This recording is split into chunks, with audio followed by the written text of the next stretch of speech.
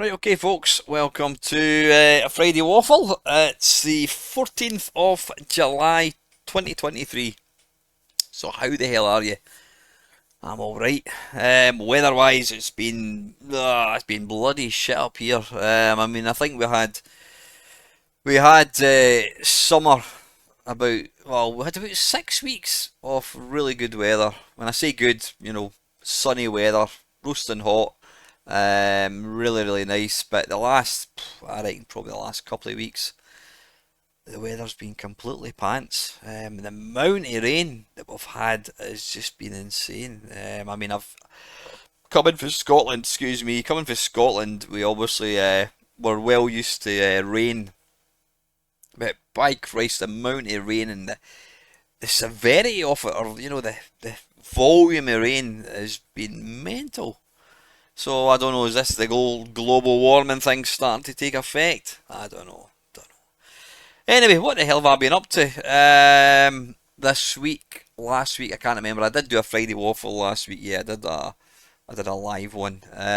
This week, well, last weekend, I was at Nerg, which it's a retro gaming event down in Gateshead. It's in Gateshead International Stadium. It's the athletics stadium. Did mention before it's where my dad and we used to watch the TV. Sebastian Coe, Steve Cram, Steve Ovett, all these top runners, they used to run round there, so it's quite nice actually getting down there. So I went down with my mate Ian on Saturday. I left the house about, what time, 6:30. We stopped at a place called Jedburgh, which is just kind of this side of, just over the border, or just inside the border. Quite a nice little town actually.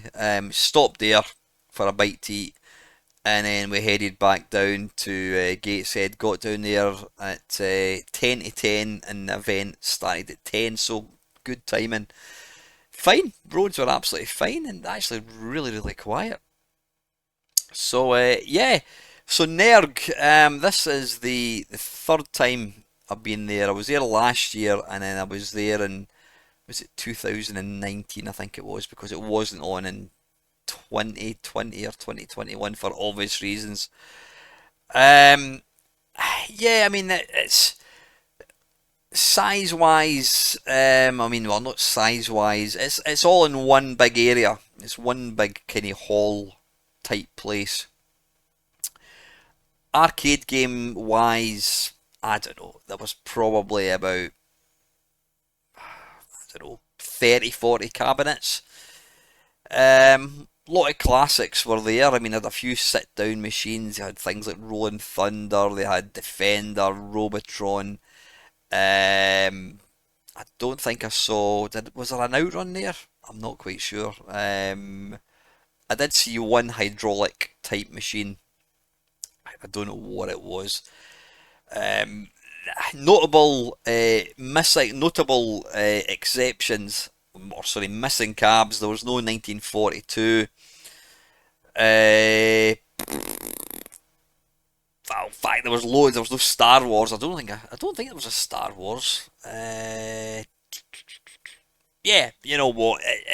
You're never gonna get, these shows are never gonna have every cabinet. But there was a decent selection, and more importantly, they were all working. Last year, I don't know why I'm looking at me. I should be looking up there. Last year, there was probably the same number of cabs, but not half of them. There was a good number that weren't working, which was quite irritating. But this year, they were all working as far as I could see. I don't think there was any not working. There was a big presence of pinball tables. Pinball is not something that I've ever really gotten into. When I was growing up, the little arcades that I could go to, there was one in a place called Bathgate. There was one in Edinburgh. I don't think they had any pinball tables, but even if they did, it was not something that I had any interest in. Pinball and arcade games, video games, to my mind, are completely different beasts. Are totally different from each other. And because I never had any other than like, what was it called? Dave's Midnight. What was it called? Dave's Midnight Magic. Yeah, it was. Dave's Midnight Magic. It was a pinball game for the Commodore 64. That was about the only exposure I had to pinball. And like I said, I never played pinball in arcades. So when I go to these shows, I've got no interest at all in them. I mean, I had one shot of one particular game. I can't remember what the hell it was. Was it Dracula? I don't know. Can't remember. And then there was a selection of home consoles and computers.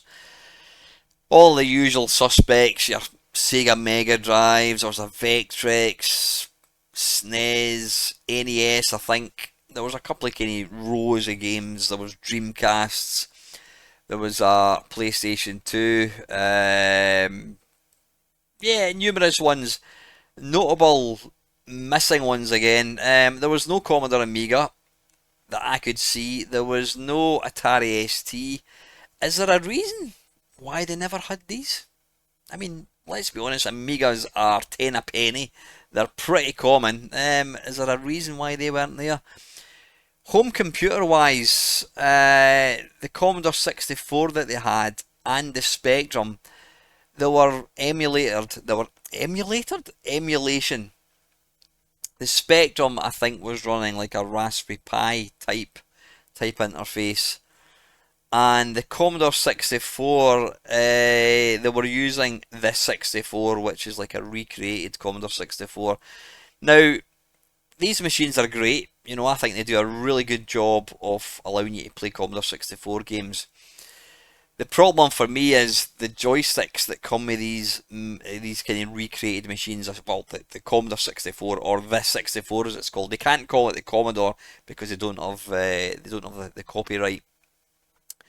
But the joystick that it comes with, you need to use it because there's like 3 or 4 buttons for the menu and all that kind of bollocks.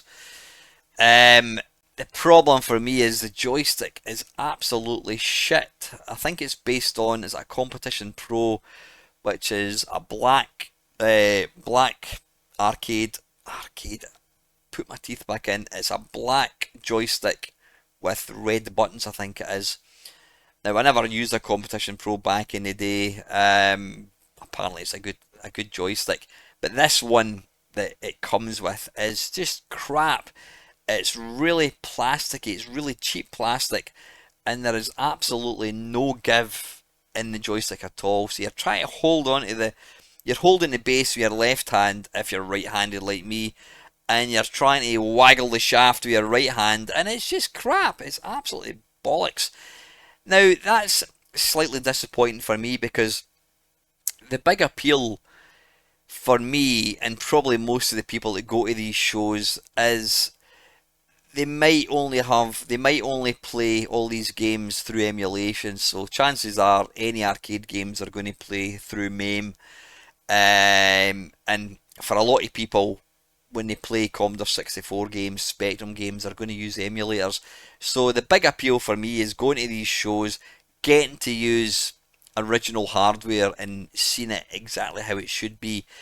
So to go along to one of these shows and then have to use a recreated computer or another computer running on a Raspberry Pi, whatever, it's slightly disappointing. I'll be honest. You want the proper hardware to get the proper experience. I mean, I do understand that it could be that they weren't able to put their hands on a Commodore 64, whatever. So they think, well, they'll do the next best thing and put this out. But that was a wee bit disappointing. So yeah, tons of games. There was the usual stalls selling. I think there was a cake stall. There's a guy that goes along every year and he sells all these kind of marquees. Which I've got a few of them. I've got an Outrun, Scramble, Donkey Kong. It's like plastic with kind of the marquees, so quite nice. There's other stalls. I mean, some of the prices, the of the games I thought was taking the piss. One stall was selling Commodore 64 games, so I had a kind of wee leaf through it, and I thought, oh, there's Fort Apocalypse. I'll buy that. You know, I'm not interested in playing these games on real hardware. I just buy it so I've got the box. Something nice about, having the box again, looking at the artwork. So I picked it up, 20 quid. 20 quid for this Fort Apocalypse game. So I'm like, they can fuck off. So I put it back down. So yeah, prices are inflated. I mean, I know we're in a situation at the moment where prices of all things kind of retro gaming is just daft. Absolutely mental. Um, for the first time that I'm aware of with Nerg, they had a couple of guest speakers. Now, yeah, they had Walter Day, who is the founder of Twin Galaxies, and a certain man, Billy Mitchell. Now, I'm sure everyone that watches this waffle will know who Billy Mitchell was. He was one of the kind of original superstars of video games. He was an amazing games player at all the classic games. I think he was the first guy to get the perfect Pac-Man. He was the first guy to get to the kill screen of Donkey Kong. He held various world records over the years. And then excuse me, fairly recently, it came to light. Somebody exposed Billy Mitchell and said that he cheated. He wasn't using original hardware. He was using MAME, whatever it was. And subsequently, Twin Galaxies took down all his high scores. I think they've since been reinstated, but anyway, I was quite excited to kind of think, oh, there's Billy Mitchell, because one thing I did think was quite nice is I was walking in, Billy Mitchell was standing at the door, and he was shaking everybody's hand and saying welcome, thanks for coming, which I thought was quite a nice thing, quite a nice moment. Him and Walter were sitting behind a desk, and they were charging 25 quid for an autograph. I think they were charging £25 for a selfie. Or you could buy the premium package, which was, I think, 40 quid. That included an autograph, a photograph, a small bottle of Billy's hot sauce. Now, Billy Mitchell, his full-time job, he makes this hot sauces. That's his kind of thing. And there was also guaranteed entry to his and Walter Day's talk, which happened later on. I think it was 2 o'clock. Now, call me a tight-arsed Scots person, but I'm not paying anybody 25 quid for an autograph. I don't really get autographs. Somebody writes their name on a piece of paper, you're going to go, oh, look, that's such and such. Who gives a shit? I understand that these guys, especially guys like Walter Day, I mean, Walter must be, I don't know, he must be in his 70s. He was looking frail. I mean, it's the first time I've met him, but he was looking really frail. So, these guys have to make money to justify them coming across to these shows. So I do understand why they charge for autographs and whatever it is. I'm just not the type of person that's going to pay unless it was some absolute superstar. I'm not interested in paying money for an autograph. But anyway, at 2 o'clock there was a panel talk. Now, there was a young lady, quite a distinctive young lady, and I'm not going to tell you why. But anyway, she was doing the questions, and so it was Billy Mitchell, Walter, and this lady. She was doing the questions, and I'll be honest, I wasn't impressed with the questions. She didn't ask anything like I would ask. Now, I kind of feel that I'm semi-qualified to kind of comment on this because I've done quite a few panel talks. I've done 6 panel talks down at Blackpool. I've always come up with my own questions. I've had numerous interviews with people on my channel. So I kind of do feel I'm sort of qualified for this. But I wasn't impressed with the questions that they were asking Billy Mitchell. I mean, it kind of took a dark turn because when Billy Mitchell was outed as apparently cheating, there was a lot of tittle tattle between the guy. I think it was some young boy, some young YouTuber. Um, I think he was. I haven't done any research, by the way, so I might be talking complete bollocks. But there was bad blood between this young guy and Billy Mitchell, and this guy I think was saying that Billy Mitchell was a cheat, and there was, numerous legal injunctions and somebody suing somebody else and all this kind of shite. Nothing to do with games. But sadly, the guy that I think initially made the accusation, he ended up committing suicide. I don't know what led him to commit suicide. I don't know if the whole Billy Mitchell thing had anything to do with it. But I just thought, why are we talking about this? It's a video games show. We should be talking about video games. We should be talking about what it takes to be a good scorer. What was it like getting the ultimate Pac-Man score? All that kind of stuff. What was it like taking part in, what do you call it? King of Kong, all that kind of stuff. I'm not interested in listening to what led some guy to commit suicide. It's got nothing to do with games. So anyway, that was that. So I watched it, and it was moderately interesting. Apart from the last couple of questions, I just thought not interested in hearing about this. So then I went back downstairs because the talks are in an upstairs room. I went back downstairs, and then Billy Mitchell appeared, and I thought, you know what, fuck it. I'm going to go and ask him if he would be interested in coming on my channel. So I went up to him and said, "Hi Billy," I introduced myself. I says, "Look, I've got this little YouTube channel. Part of what I do is I like to speak to kind of people that have got involvement with the arcades and, video games and whatever." And he went, "Oh yeah, yeah, yeah, yeah, yeah." He went, "Oh, follow me. I'm going upstairs. Just follow me."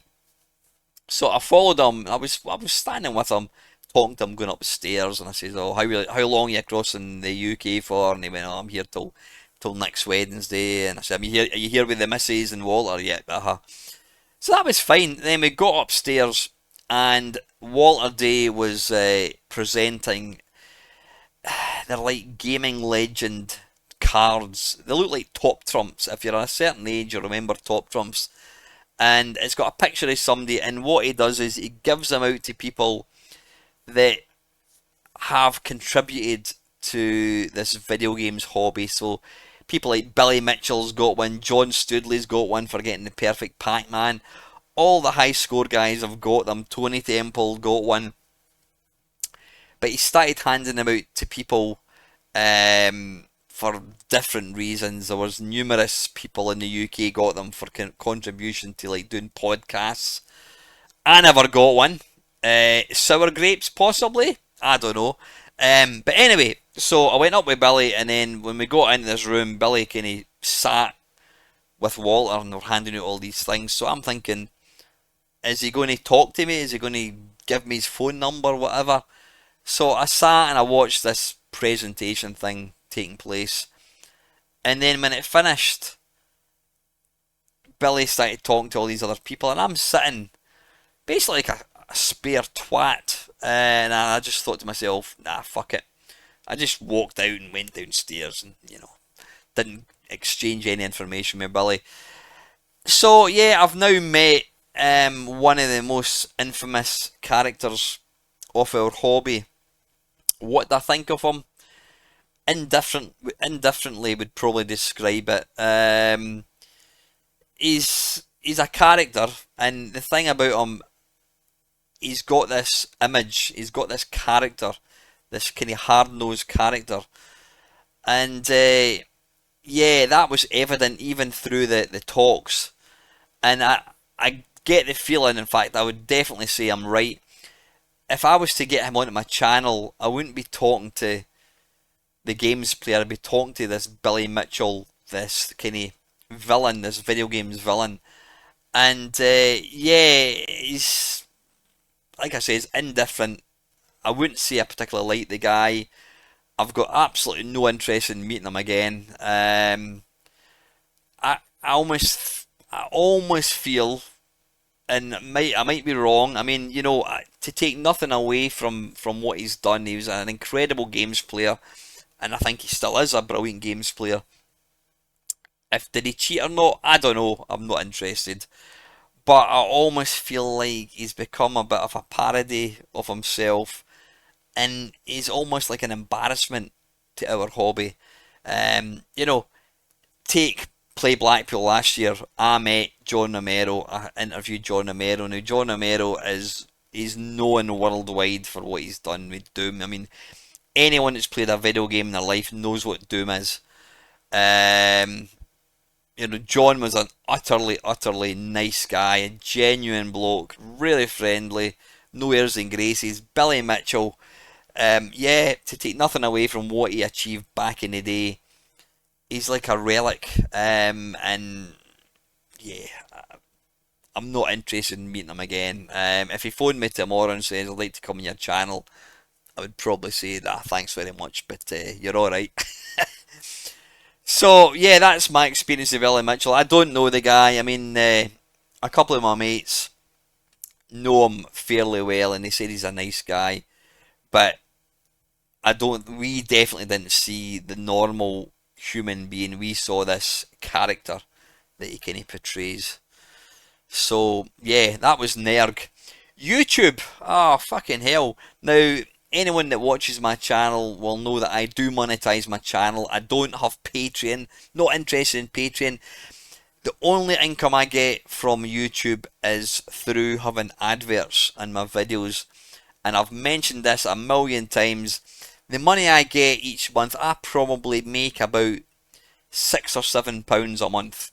That is what I make through YouTube. I've noticed every video that I put out now, when you try and monetize it, it says that the monetization is limited.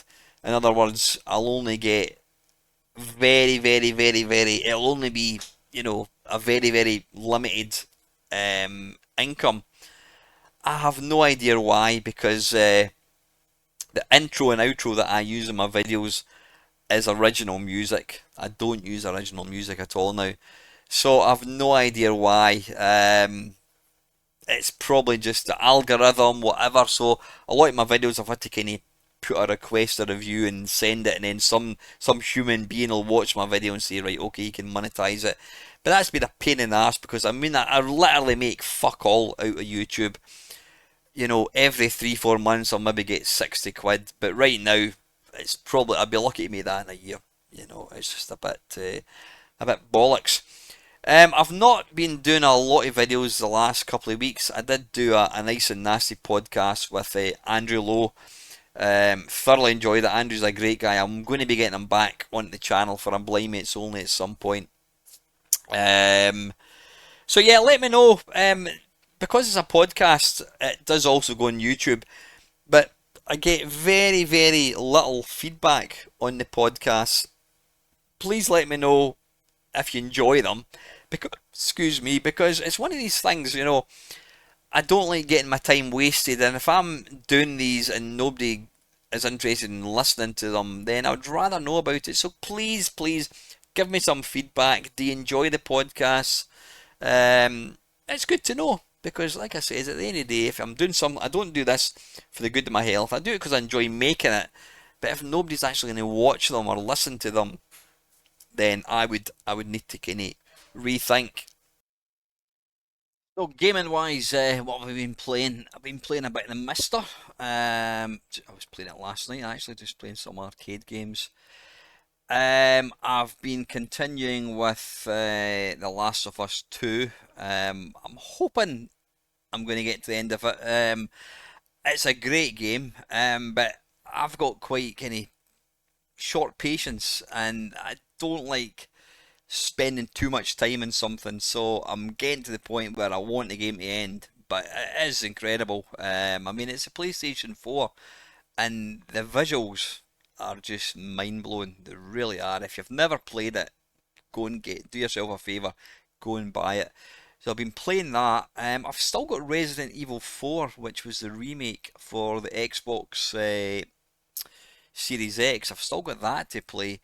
And following my podcast with Andrew Lowe and Bill Harbison, both these guys. This is a spoiler, but if you've not watched the or listened to either of the podcasts, this is a spoiler. One of their top three games was the new Zelda game on the Switch, and yeah, my mate Andrew, he's very much, a classic arcade game player. He likes shoot 'em ups, all the kind of Twitch games, fast reactions. It's not a game I would ever really imagine he would like.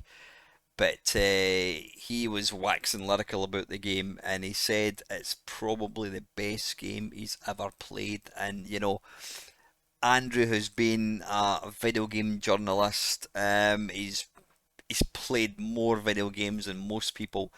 So for somebody to proclaim that it's the best game ever is high praise indeed. So I went and bought it, and it actually just arrived about 10 minutes ago from Amazon. Interestingly, I thought, right, will I buy it on digital download or will I get it on cartridge? I thought, no, I want it on cartridge. So had a look, and it was 47 quid, which is all right, it's quite a new game. And I thought, just out of curiosity, I'll have a look at the digital downloads, and it was an extra £10. How does that work? I cannot, for the life of me, figure out how a digital download is more expensive than a physical copy. It just doesn't make any sense. And it's the same way like Kindle. When I used to read a lot of Kindle books, you could actually buy the physical book, the paper, a paper hardback or a paper copy. What do you call that? Softback? I don't know what you call it. Anyway, you could buy a physical book cheaper than downloading it digitally. I just don't understand that at all. Really, really don't. And then tonight, I've got my computer club. I'm recording this on Thursday, by the way, which I tend to do. If I'm going to do a Friday waffle on a Friday, it's invariably going to be a live one. So, got my computer club tonight, so we'll hopefully play some video games. So, listen, I'm going to just finish off with some, if there's any questions from last week. Let's have a wee look. Wee Bob Art, watching on the replay. Hope you're having a great Sunday. Love the multi statements. Yeah, if you don't know what Bob's talking about, have a look at last week's Friday Waffle. I will try a multi-type question. You're back in the early days in a wee shop that sells all the 8-bit system games, and you're standing in front of the games looking for what you would love to purchase. Your eyes flick up and notice that one of those top shelf magazines has been left positioned that you can see one of the pages. I don't know where this is going. At the same time, your favourite sweetie jar has been left open near you, and you could get away with pinching a few without the shopkeeper noticing. What do you spend your time doing? Sweeties, magazine, or games, or something else? Some of these questions are just mental. I would obviously I would be doing that thing where you're looking straight ahead, but you're using like the side eye like that. So I would always have a look at the top shelf magazine. Of course I would. And I would buy some sweets, cola cubes, or what do you call them again? Can't remember. Green things. Can't remember what they're called again. I would buy sweets, and then I would pick a game, and I would go home and eat the sweets, scoff the sweets, I should say. Yeah. What a mental question, Bob. Anyway, thanks for that, buddy. And Milthy, hello again, Main Meister. Question for the next waffle. How do you want to be remembered? If you can, please give me one serious answer to this question and two not so serious answers. How would I like to be remembered? Right, seriously, I think I would just like to be remembered as being a decent guy. Being an honest, decent, I'm not going to go saying caring individual, but I just want people to think, you know what, he was alright. He was a solid bloke. I mean, as I've gone through my life, I always try and treat people with respect. That's how I was brought up. Treat people as you expect others to treat you. Um, we can't always make people happy, but no, I think I would just like to be known as a decent guy, or as they say in Scotland, a good cunt. And not so serious. Bloody hell, how would I like to be remembered? Yeah, I would like to be remembered. I could tell lies and say for obviously my rugged good looks, or my quick personality, my ridiculous sense of humour, what have you. But that would be telling lies. Uh, I don't know. I would quite. I mean, this is kind of partly serious. I would like to be remembered as the guy that, I don't know, filled in the gaps for a lot of people with video games. I've been doing YouTube now for coming up to 10 years. Um, I would like to think that, my videos will at some point be historically archived so people can watch them in years to come and think, bloody hell, is that the games they played? Because, I do think I've got a lot of stories that I wanted to tell, and I've probably told them all by now. So yeah, I would like to for people to look back and go, he made a difference. He made a difference. He did fill in the gaps when it comes to the early days of computers. So that would be nice. And obviously the last one would be one of the best video game players out there. You know, yeah. What can I say? And the last part of Milty's secondary question is if you had the chance to eat three mythical creatures from classic mythology, what would you pick for your lunch and how do you think they would taste? Oh, bloody hell, man. I'm trying to think of three mythical creatures. You've obviously got, what have you got? Is a mermaid? A mermaid a mythical creature? Of course it is. It would obviously be, she would taste a bit like salmon, so I'd want a mermaid with some prawn. What do you call it? What's the name of that sauce? Like prawn cocktail sauce. Yeah. A mythical creature. The Minotaur. Yeah, that's going to be a bit tough. Uh, my Greek mythology is a bit shit. What else? Bloody hell, Milfy. I should really do what Delboy does and look at your questions beforehand and try and come up with an answer. I'm trying to think. As I said, my Greek mythology is shite. I can't even think of any. We'll tell you what. Let's cheat. Let's cheat, and we'll do a quick bit of searching. Mythical creatures. Right, dragon. Nah, that would be a bit yuck. The unicorn. Nah, too much, too kind of horse-like. Mermaid, as I says, bit of sauce. That would be quite nice. Tastes like a prawn cocktail. Werewolf. No, again, not really. Loch Ness monster. Definitely not. The chimera. Nah. Griffin. Again, a bit too tough, I think. The leprechaun. No. Troll. Definitely not. What about the Yeti? What else? Oh, there's lots of them actually. Um, my goodness, what else is there? There's a gnome, there's a Pegasus, a ghoul, an imp, a basilink, was it a manticore, pixie? Yeah, pixie might be quite nice. I probably taste like chicken. We'll go for the pixie. A kappa, a hippogriff. Never even heard of it. Merman, cultural depictions of salamanders. What the hell? Um, and the hippocampus. No, I think we're going to go for the Pixie for sure. We're going to go for the Mermaid. Maybe Pegasus. Yeah, the White Horse. That might actually be alright, I think. So, anyway, yeah, I know it's pish answers, Milfy, but to be fair, trying to think of these on the hop takes a bit of skill. So, anyway, folks, listen, I'm going to get going. I will hopefully be along. I might be along on Sunday. It just depends. I might be going somewhere else on Sunday night. It depends.